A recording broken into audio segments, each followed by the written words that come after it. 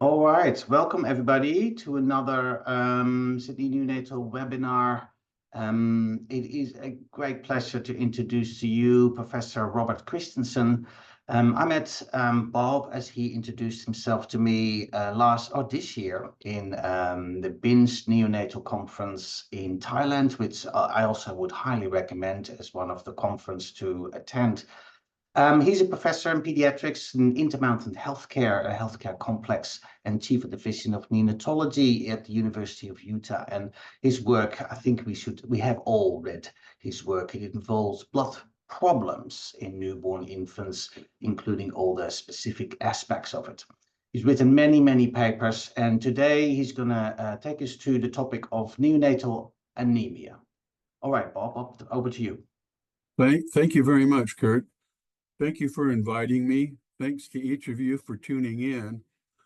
My goal in this presentation is to give you something that you can use today or tomorrow or whenever you're on service. Most of what I tell you will be, I hope, immediately available and useful to you. Some of it, obviously, you're doing already.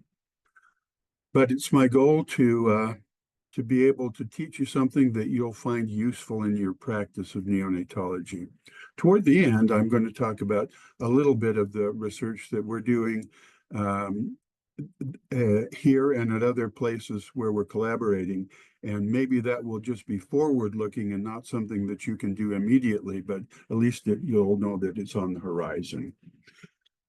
You see this first slide. This is a picture of Dr. Max Wintrobe, who was the first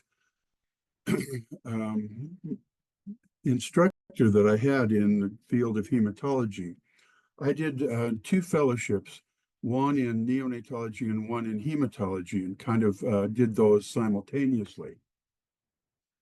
And Dr. Wintrobe is in some circles known as the father of clinical hematology and did a lot of early pioneering work on anemia. And so I'm going to mention him several times throughout the presentation. The topic that I've chosen is, as Kurt said, anemia, but it's actually 5 different topics that I think are relevant to neonatal hematology that are relatively new and I hope will be stimulating to you. As far as disclosures go, I don't have any financial conflicts of interest, and I'm not going to try and talk you into any off-label medication use. This in the background is the University of Utah School of Medicine campus in the foothills of the Wasatch Mountains in northern Utah. My objectives for this presentation is to set the stage for you to be able to give an evidence-based definition of anemia in a neonate. Second, to describe how nucleated red blood cells can help orient clinicians to the anemic neonate and also help orient you to neonates who have encephalopathy as a presenting finding. Third, we're going to turn to platelets for a bit and explain the term platelet transfusion refractoriness in thrombocytopenic neonates and what we can learn from that and how to avoid it and how to treat it if it happens. Fourth, we're going to talk about blood donors for NICU transfusions and the effect of blood donor sex and age on outcomes of neonatal transfusion recipients. And then we'll end with talking about low titer type O whole blood for acute massive blood loss in neonates and perinatal patients, women as well, and end with something about using otherwise discarded term healthy umbilical cord blood and making from it transfusion products for our extremely low gestational age neonates. Okay, we'll start with a definition of anemia. Again, this is Dr. Wintrobe. He was recruited to the University of Utah from Hopkins in 1943, when the university here went from a 2-year to a 4-year medical school. At that time, the School of Medicine was located in the Salt Lake County Hospital, which you see here with the flag in front. It is a building that no longer exists. But when Dr. Wintrobe came, he noticed that behind this building, back here in the parking lot, was an old white shed. It was the only facility on that block that he could use for his hematology research lab. And so he set up that shed, and for the next 22 years, it became known as Dr. Wintrobe's bloodshed. And here is his technician, Jackie, going into the bloodshed. And here's Dr. Wintrobe explaining some elements of the physical examination to some students. This in 1965 is where that hospital moved. This is in the foothills behind the main University of Utah campus. And you would hardly be able to find it here. This is the old building. Now, amidst all the various hospitals and facilities of the University of Utah Health Sciences campus today. When Dr. Wintrobe came to Utah, he had just published a paper describing a very interesting and novel test called the hematocrit. The next year, after publishing this treatise on what the hematocrit is and how to measure it and what it means, he published the study on the red cell indices, that is the mean corpuscular volume, mean corpuscular hemoglobin, and mean corpuscular hemoglobin concentrations. After determining what these were and how to best measure them, he then sought to determine what normal values were, and what values were too high and which were too low, and what that meant when they were abnormal. And so he asked, how are we going to do this? We need to draw blood on large numbers of healthy adult volunteers. Well, every day on this is a question, where do we find large numbers of healthy volunteers to have blood counts perform in order to know what's normal and what's abnormal? Well, every day on his way from his home to the hospital, he would pass this old Gothic building on 21st South in Salt Lake City, which was the Utah State Penitentiary. And I never did hear him say this, but I imagine one day he passed this building and imagined this sign on the wall, healthy volunteers inside. And he and his fellows quickly struck up a friendship with the warden of the prison. And over the next decades, had a good relationship with a lot of prisoners who voluntarily gave blood counts for his studies. Well, a few decades later, when I became a fellow in that department, I wanted to focus on neonatal hematology, something that none of the previous fellows had done. And I asked, can we do what Dr. Wintrobe did initially with neonates? And where in the world are we going to get normal ranges to establish normal things for even like hematocrit and red cell indices in babies?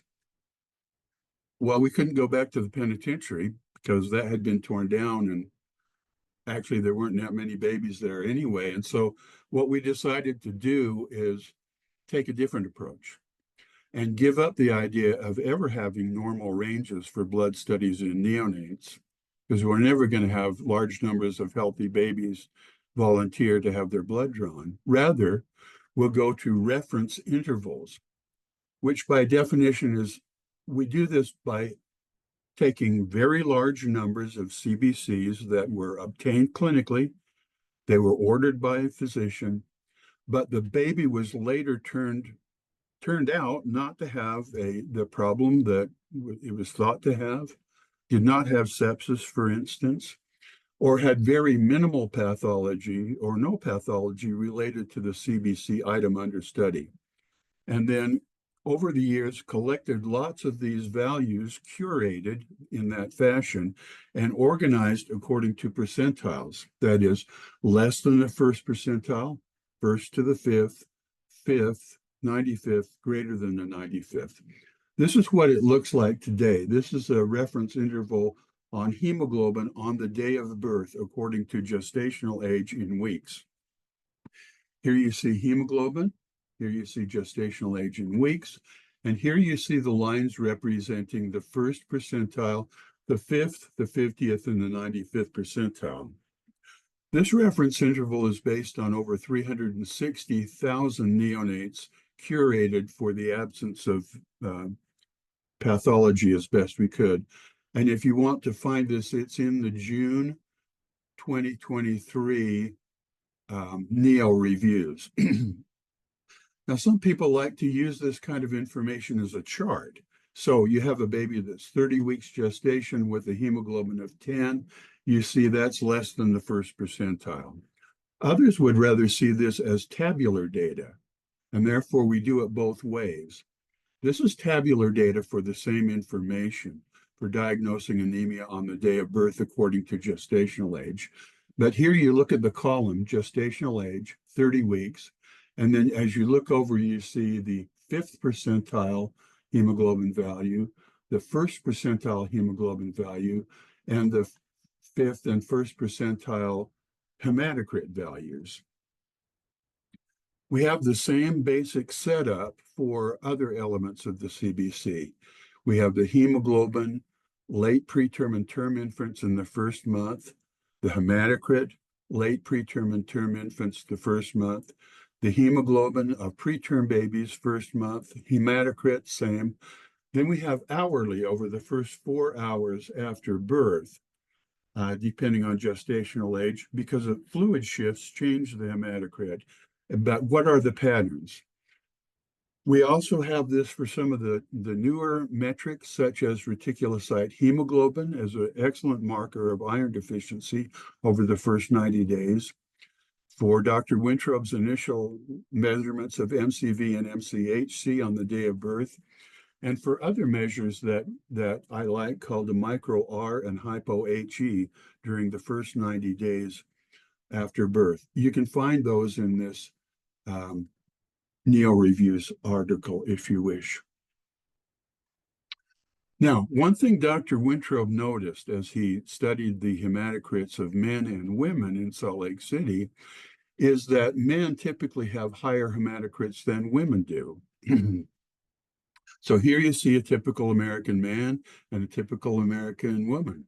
And when he has his CBC drawn, the hemoglobins and hematocrits have to be compared with an entirely different chart of normals compared to when Hillary gets hers drawn. My question was, do we need 2 charts for babies? Do we need a baby boy and a baby girl chart? Are they different like older children and adult men and women have different hemoglobins? And so to answer this, we matched over 20,000 male and with over 20,000 female neonates, matched for gestational age and date and so forth, and found no difference. And so I think that just it goes to show that gender doesn't make much difference, at least in certain CBC parameters. Another thing Dr. Wintrob discovered was the standard definition of anemia was altitude dependent. He had come from Baltimore, near sea level, to Salt Lake City, nearly a mile above sea level. And at higher altitudes where there's not as much oxygen, people acclimate to needing a higher hematocrit to transport adequate oxygen to their tissues. Whereas in Death Valley, there's lots of oxygen and people get along with a considerably lower hematocrit. So in assessing what hematocrit defines anemia, the altitude at which the patient lives is relevant. And my question is, what about babies? Do we need one set of normal values for Denver, Albuquerque, and Salt Lake City, and another set for the coastal cities? And so we looked at hematocrit ranges of neonates in Salt Lake City versus Los Angeles, pairing them, and they were the same. It didn't matter at all. And so I think for neonates at birth, altitude is not relevant like it is for hematocrit in older children or adults. And it may be that in utero, the altitude or the oxygen tension is relatively the same. So these twins in utero, they don't know if they're a mile high in Park City, Utah, or if they're at Disney World. They just know that there's plenty of oxygen for both of them, and they're having a lot of fun in there. Now, this is a study where we employed that reference range to look at babies who were, by this definition, anemic at birth. We asked, how many have we gotten? Who are they? What's the cause of their anemia? This is from Journal of Pediatrics in 2022. So again, you see this same reference interval, gestational age, hemoglobin, and the lines, 1st, 5th, 50th, 95th percentile. And in this particular study, we looked for babies who had an initial hemoglobin below the 1st percentile. Specifically, at Intermountain Healthcare, which we have about 22 hospitals, we used 10 years of data looking at hemoglobin and hematocrit drawn within the first 6 hours after birth that fell below that bottom line, and found that those with the lowest values were typically those where hemorrhage was the cause, more commonly than hypoproduction, mixed causes, hemolysis, or an indeterminate cause. Here's the evidence that we used to support whether anemia at birth was hemorrhagic from hemolysis or from hypoproduction, or whether we couldn't really determine it. For hemorrhagic anemia, we looked for evidence of blood loss into the mother's circulation with the Kleihauer-Betke or flow cytometry with antibody to hemoglobin F. We evaluated the possibility that these were twins with a twin-twin transfusion, had internal hemorrhage, fetal bleeding, any evidence of abruption or other perinatal event that would cause a blood loss. For hemolysis, our best test now, looking at a baby with anemia and asking, is this hemolytic or not hemolytic? Our best measure is the end-tidal carbon monoxide. Let me show you briefly how that works if you're not using it yet. This is a device that's basically a carbon monoxide sensor that's attached to the baby through a nasal cannula, a soft silastic cannula. And it measures carbon monoxide, which is relevant to the issue of hemolysis, because every molecule of heme that is degraded to biliverdin and then bilirubin, every molecule releases a molecule of CO, which as a gas eventually finds its way to the lungs and is exhaled. And therefore measuring end-tidal breath carbon monoxide minus any CO in the ambient gas, which is measured and subtracted out of the equation, gives us a metric that from which we can figure the lifespan of the red cells.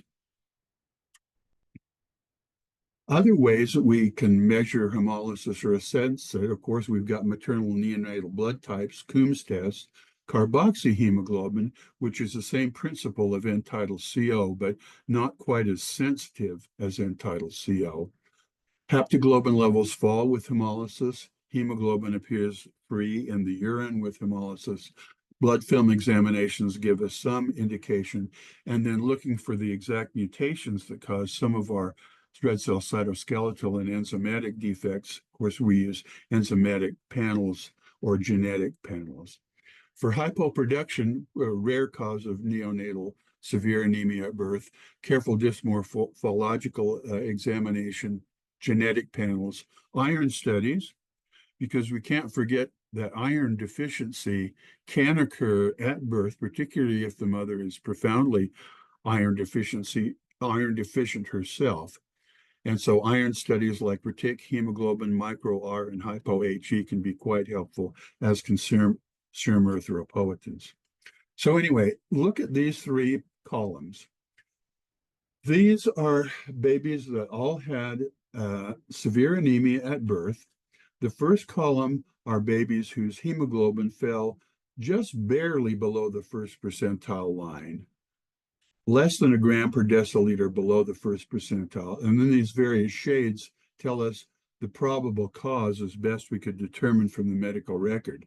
When the anemia, although severe, was only borderline severe, most of the time there wasn't enough laboratory tests drawn to really figure it out. That's what the white area is. This next column shows the breakdown of the causes when the hemoglobin level was even lower, that is 1 to 2 grams below that first percentile line. Less of them were unable to be determined, more of them were hemorrhagic.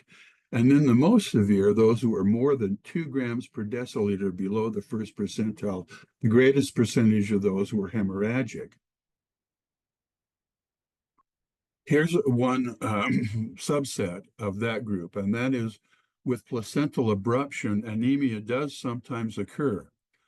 Now, this is a paper that we put out in Journal of Perinatology last June, a year ago, because there have been questions in my mind and the mind of others about how frequently does severe neonatal anemia occur because of abruption, or does it ever?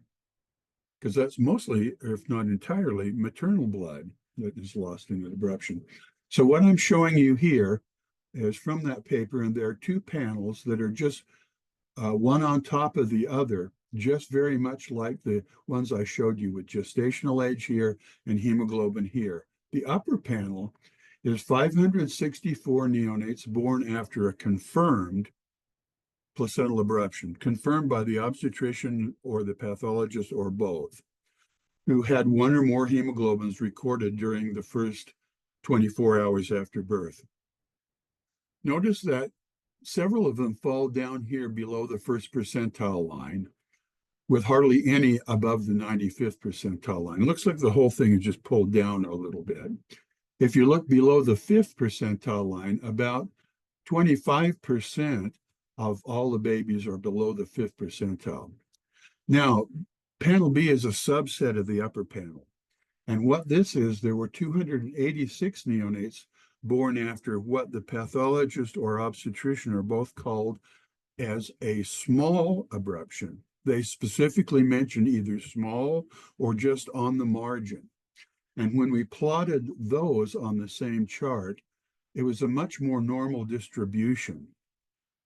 Only 1 really fell down here with severe anemia, and these 2 fell in the polycythemic range. So here's what I conclude from that study. Neonatal anemia is expected after 15 to 20% of maternal abruptions. And unless the delivering clinician documents and swears to you that the abruption is really small or marginal, and unless the neonate appears to you to be completely well with no signs of hypovolemia, then I think it's up to us to surveil for the possibility of significant fetal blood loss as a routine step instituted in the hours after birth if there is a severe abruption. Most of them won't have anemia, some of them will, and maybe 16% will be severe. Another form of severe neonatal anemia, one of our more common, was in fetal to maternal hemorrhage. This is a paper we published 2 years ago in Transfusion, where we looked at 300,000 live births, found 42 of them with anemia at birth that was clearly from fetal maternal hemorrhage. And here I'm going to be focusing on the nucleated red blood cell count, and then I will use this slide to transition to review something about nucleated red blood cell counts. We found something here that I thought was worth telling and quite curious, and that's that when we could determine by the maternal history that the fetal maternal hemorrhage occurred recently, like within a day, because the mother was in an auto accident or fell down the stairs or had a blow to the abdomen or something like that, those babies had normal nucleated red blood cell counts at birth, even though all of these babies had evidence of fetal maternal hemorrhage, sometimes really severe. But even really severe ones with a maternal auto accident, if it was recent, their nucleated red blood cell counts were normal. But the nucleated red blood cell counts were elevated and I'll show you what elevated means in a minute, if there was evidence that this hemorrhage occurred more than a day, more like 2 or 3 days before birth. I'll get back to that, as now we're going to be talking about nucleated red blood cells and how that can help orient you to the anemic neonate and the neonate with encephalopathy. So here is a nucleated red blood cell. It's barely starting to produce hemoglobin, which is why it's a little bit pink. There's still a lot of nucleic acid, organelles and such, which is why it's blue. But then the distinctive feature is the large nucleus within it. It's very abnormal to see any nucleated red blood cells in the blood smear of an older child or an adult. If you're looking through his blood smear and you find one, it should pique your interest as to something is wrong. But you see them in preterm neonates. You even see them sometimes in term neonates. And so we ask the question, what is the normal range? What is the reference interval for nucleated red blood cells according to gestational age? The other question I want to ask and answer is, how long does it take between the time a fetus experiences a hypoxic event, like fetal maternal hemorrhage or something like that, and the emergence of those nucleated red blood cells in the fetal circulation? Something that you could call the emergence time. How long does it take? Does it happen instantly after hypoxia, or does it take some period of time?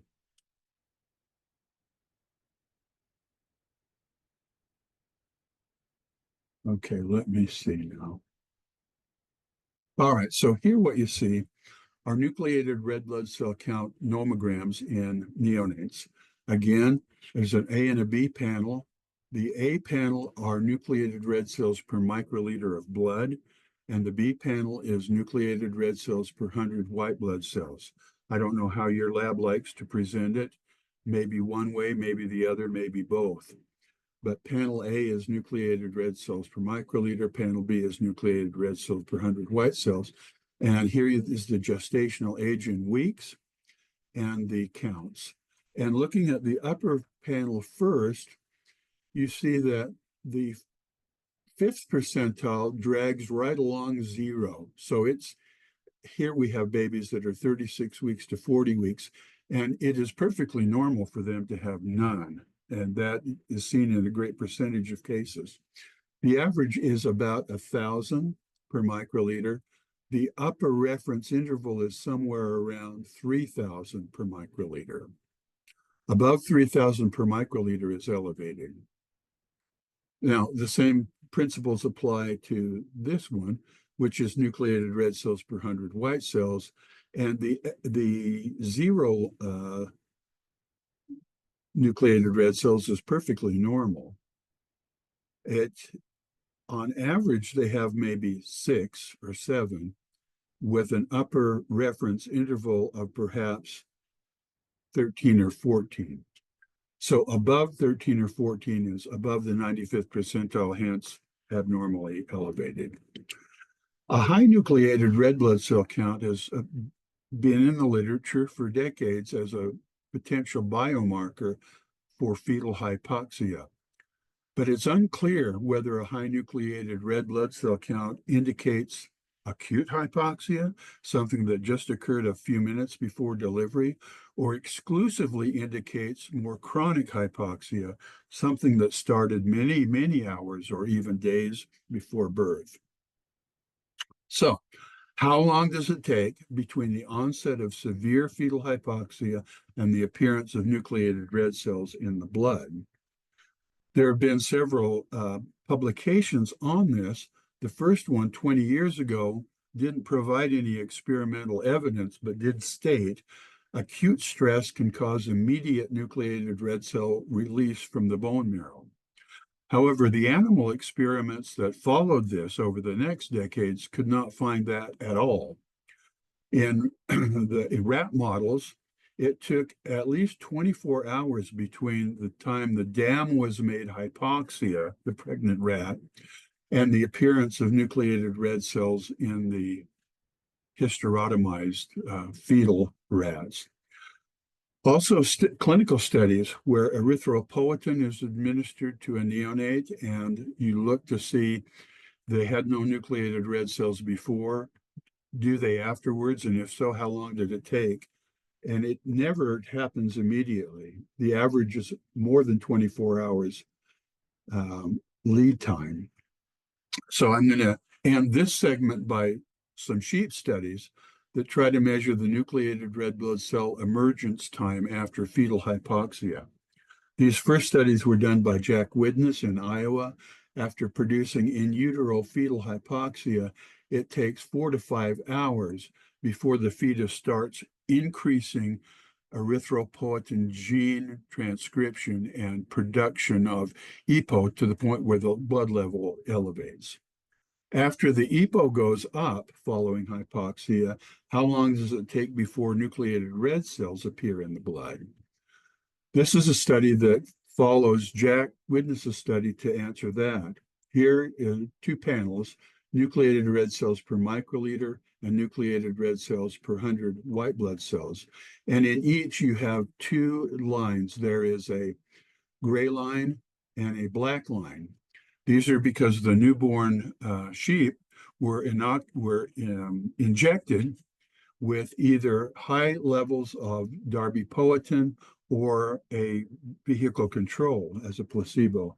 And so following the administration of the darbepoetin, which is long-acting erythropoietin, it took 24 hours before the nucleated red cell count started to go up, and it plateaued somewhere between 48 and 72 hours before it started to come back down. The same was true whether measured that way or nucleated red cells per 100 white cells. There was some statistically significant but small increase by 24 hours, but 48 and 72 hours is where it peaked. Consequence of all those studies, I would say that from animal studies, it takes 4 to 5 hours for a hypoxic fetus to make EPO to the point where it actually raises the fetal EPO level in the blood, plus another 24 hours or so to see the appearance of nucleated red cells in the fetal blood. Clinical observations in human neonates support this with several studies, and a high nucleated red cell count at birth then, I believe, suggests that fetal hypoxia occurred at least a day or 2 or 3 earlier. Now, this study also from 2 years ago looks at neonates in our multi-NICU healthcare system who were cooled for therapeutic hypothermia. So they all had evidence of moderate to severe encephalopathy. There were 152 of them in this particular study who had encephalopathy, who were cooled, and who had equal to or more than 3 nucleated red cell counts done in the first days, and who also had a thorough neurodevelopmental evaluation at about 2 years of age. Those that had a documented sentinel event during labor, so something acute happened, cord compression, uterine rupture, something like that, virtually always had a normal nucleated red cell count at birth. So something that just happened within hours did not elevate the nucleated red blood cell count. And when that was the case, even though they could be quite encephalopathic and very acidotic, if the nucleated red cell count was normal, within those limits that I showed you, their odds of surviving to discharge were 3-fold higher than if the nucleated red cell counts were elevated. And at 2-year follow-up, their odds of having no neurodevelopmental impairment were 6-fold higher than those who had high nucleated red blood cell counts at birth. So why, in a neonate with hypoxic ischemic encephalopathy, is a high nucleated red cell count at the time of birth a bad signal? I think it's because it identifies that that baby has had hypoxia that started well before birth, 1 day, 2 days, maybe 3 days. And maybe that's a little more difficult to recover from than a hypoxic event that just occurred a few hours before birth. Now we're going to move on to platelet transfusion refractoriness. Multiple NICU platelet transfusions. Maybe you already know this. I think this is fairly new, however.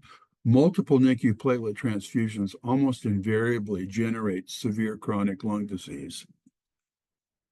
And we've done two large retrospective analyses published in 2009 and then again last year, looking at different epochs in our healthcare hospitals, showing that all neonates that got 20 or more platelet transfusions developed BPD, and all developed a period of transfusion refractoriness. I'll get into that in a minute. All of them, in both of these studies, all of them either died from respiratory failure or lived with a trach. Adult donor platelets that are transfused into neonates, it's a wrong paradigm. If we could avoid that, now sometimes we can't, but if we could avoid that, we're avoiding putting pro-inflammatory cells into a baby who probably already has some degree of lung damage. Excuse me. Because adult platelets have much more pro-inflammatory markers and cytokines and activity than does the comparable platelets of a fetus or neonate. Both red blood cell and platelet transfusions worsen pulmonary inflammation in neonates. This is a paper that we put out last year where we tried to define what refractoriness was, and we settled on this with this considerable evidence base, and that is that when you give a platelet transfusion of 10 ml per kilo of apheresis obtained platelets, and that fails to increase the platelet count by 5,000 per microliter, we're labeling that as a refractory state. When your patient develops refractoriness to platelet transfusion, it generally sets up a vicious cycle where you give a platelet transfusion, it doesn't seem to do much, so you order a second one. And it doesn't seem to do much, so you order a third. And some of these babies can have platelet transfusions every day for many days or weeks, and suddenly they're up to the 15 to 20 platelet transfusion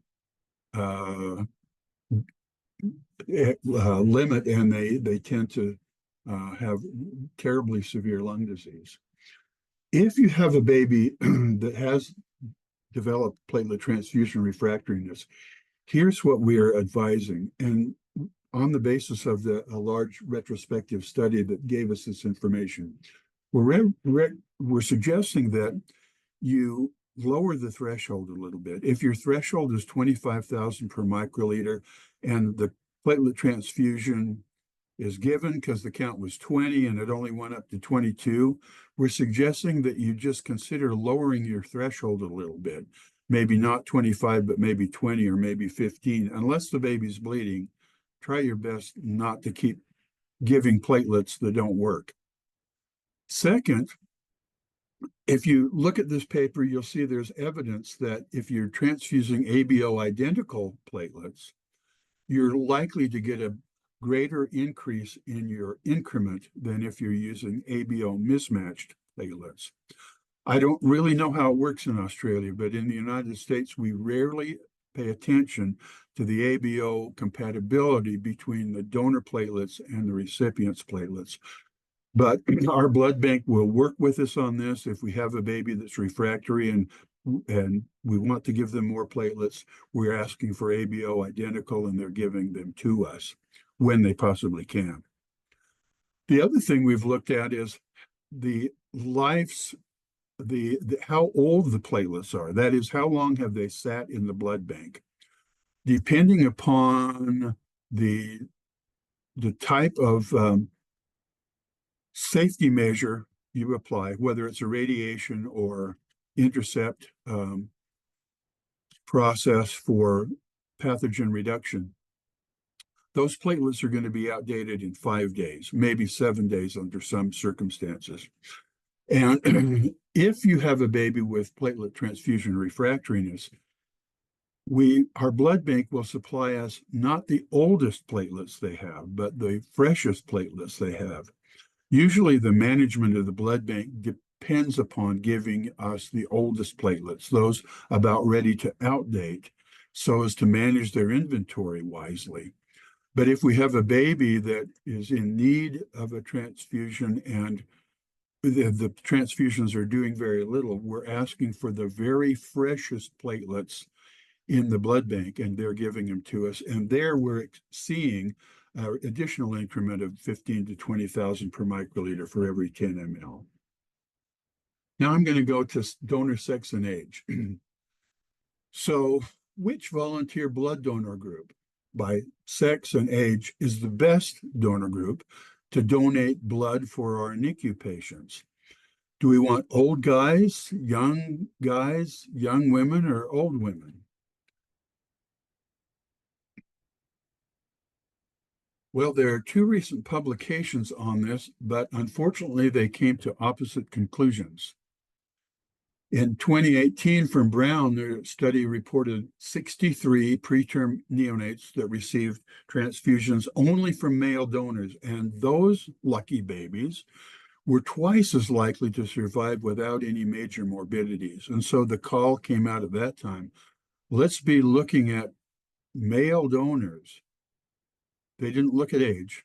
I don't know if it's older males or younger males, but male donors were better donors for our NICUs than female donors. Well, a couple of years after that, from Emory, a similarly small-sized study, 56 preterm neonates received blood only from female donors. And those lucky babies that got blood only from females, were twice as likely to survive without major morbidity. And not only that, but the grandma blood was way better than the teenage girl blood. So the Brown study said you want male donors. The female donors are not so good. However, the Emory study said just the opposite. You don't want male donors, you want female donors, and the older, the better. At that time, we thought this question is so potentially important, but with 2 discordant results like that, this calls for a very large data set.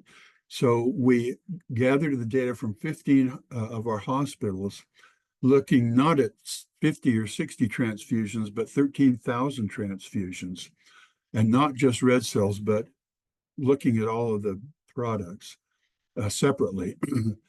And this was done in a way that we knew the outcomes before we got from the blood supplier the sex or the age of the donor. So we had all the outcomes in our database. We then plugged in the donor sex and the age, and here's what we got. These are the outcomes. Death occurred in 18% of those that got females' blood only, compared to 18% of those that got male blood only. No difference. Severe BPD was the same, whether they got boy blood or girl blood. Severe to moderate NAC, retinopathy, composite scores, they were all the same. And so we think the preponderance of evidence supports the practice of transfusing our NICU babies without much concern about the donor sex or the donor age. The month after we published that in Blood, there was another huge study in the New England Journal with a similar specific aim, but a different study group. These were adult patients receiving transfusion. This is from the Montreal group that showed, just like ours, that donor sex and age did not have any effect on mortality of the transfusion recipients. So now we'll go to the last issue, and that is explaining the advantages of a low titer type O whole blood for acute perinatal blood loss, and using term cord blood as a transfusion product for extremely low gestational age babies. For pulmonary hemorrhage and NICU hemorrhage, what we have always done is to use component transfusions. If it's a severe massive hemorrhage, we will give packed cells, platelets, and plasma, sometimes cryoprecipitate too, if the fibrinogen is low, in sequence. There's a better way. That way was looked at initially with the U.S. military in far forward battle situations where sequential transfusions of components was not nearly as timely or as efficacious as using whole blood. And in the journal Transfusion in March of 2019, there were articles about the military use of whole blood and other articles about the civilian trauma service use of whole blood. But it was a specific kind of whole blood. Now, whole blood transfusions is the way transfusion medicine began back in the World War I area on the battlefield. But since Vietnam, component transfusions have eclipsed, totally taken the place of whole blood transfusions for massive military hemorrhage. Then the military developed, with the Gulf Wars, a whole blood product. And this whole blood product was non-cross-match, it's Group O, it's whole blood, it's stored in the refrigerator and given through a point of care warmer. And the military data is very convincing that it is a better treatment than serial components. This is blood type O with low titers of anti-A and anti-B. Why? Because you're giving this sometimes, most of the time, without knowing the blood type of the recipient. And about if you're giving type O to a type A recipient, that type O blood may have very high titers of anti-A that could hemolyze some of the recipient's red cells.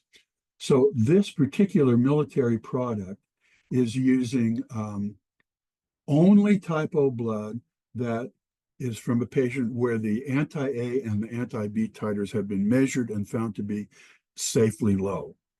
It is fully tested. It is CMV safe by leukoreduction using a platelet-sparing leukoreduction filter. It's stored at refrigerator temperatures up to 14 days. Some trauma services are now holding it up to 21 days, but we're holding it up to only 14 days. But if it's not transfused, it's not wasted, because at that time it is made into a red cell product and a plasma product and put back into the inventory of the blood bank. We're using type O RHD positive if we know the female is Rh positive, and we're using it for all males.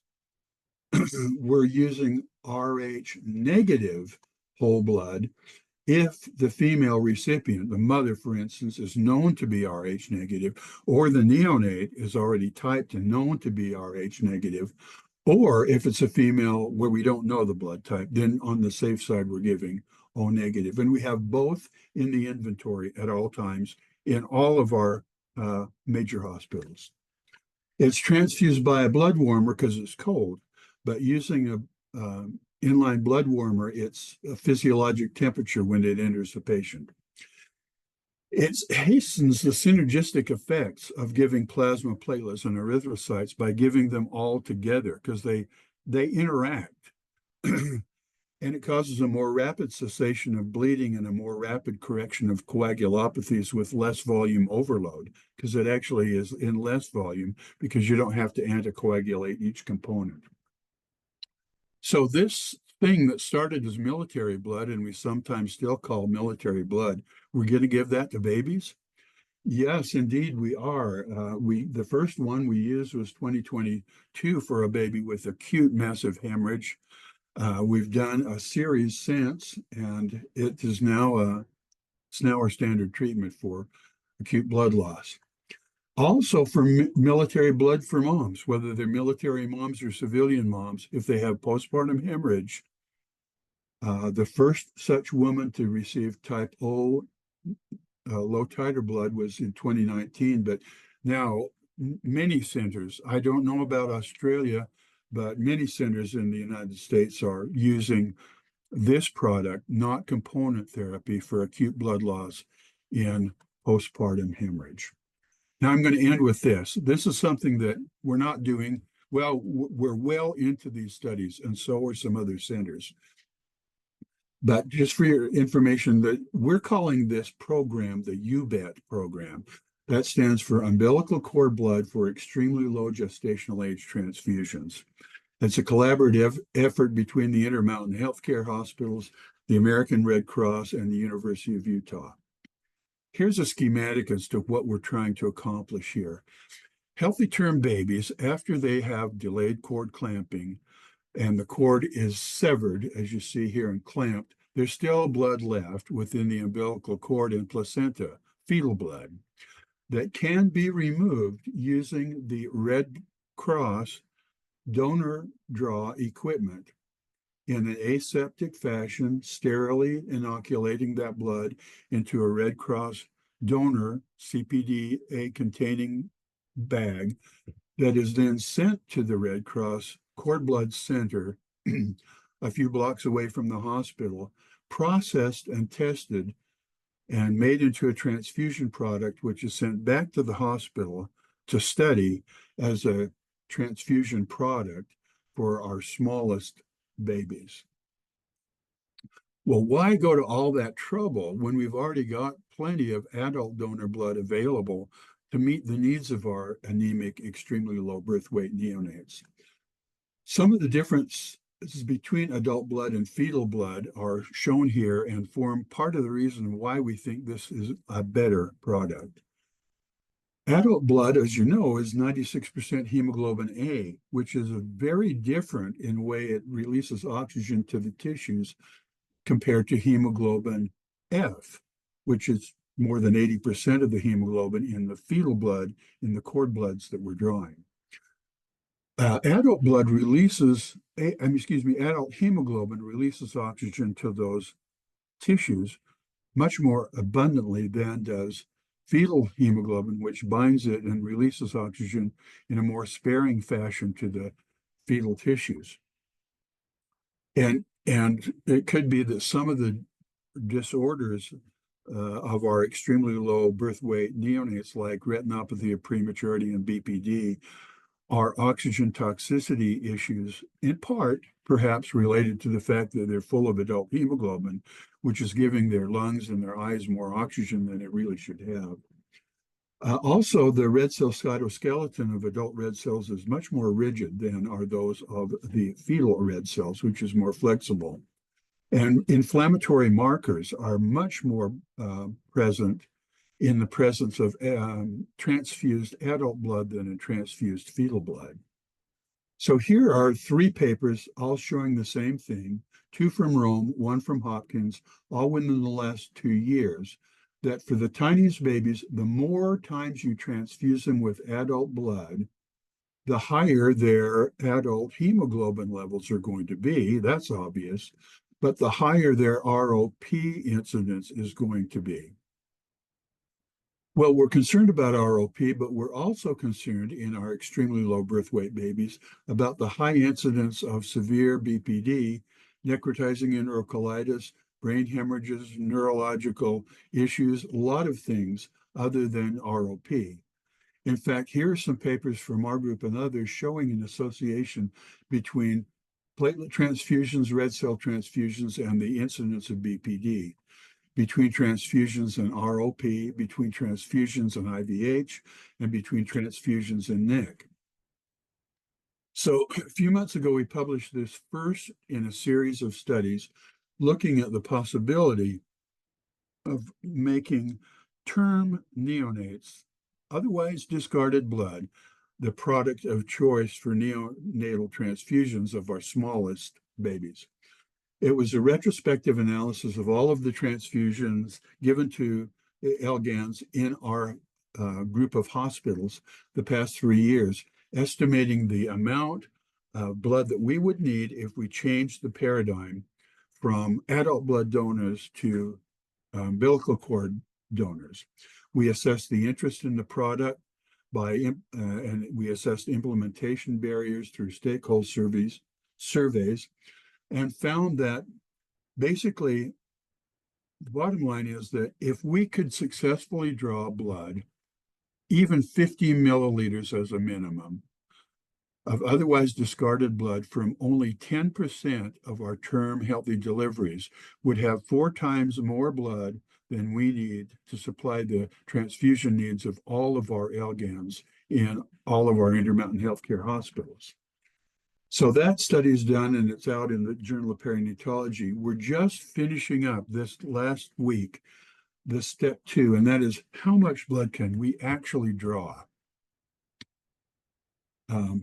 Okay, I don't have those pictures to show you, but sometimes we get the placenta when it has been delivered. Then we basically hang it on a stand and gravity drain the blood into a Red Cross donor bag sterilely.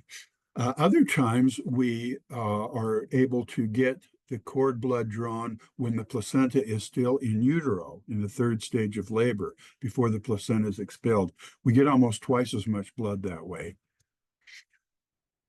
Then step 3 is one for which we're now just in the process of designing and seeking funding, and that is to send this blood that we draw to the Red Cross, have them do all of the FDA mandated testing and preparatory steps so we have a Red Cross approved blood product for platelets and another Red Cross approved blood product for packed cells where the source is fetal blood, not adult blood.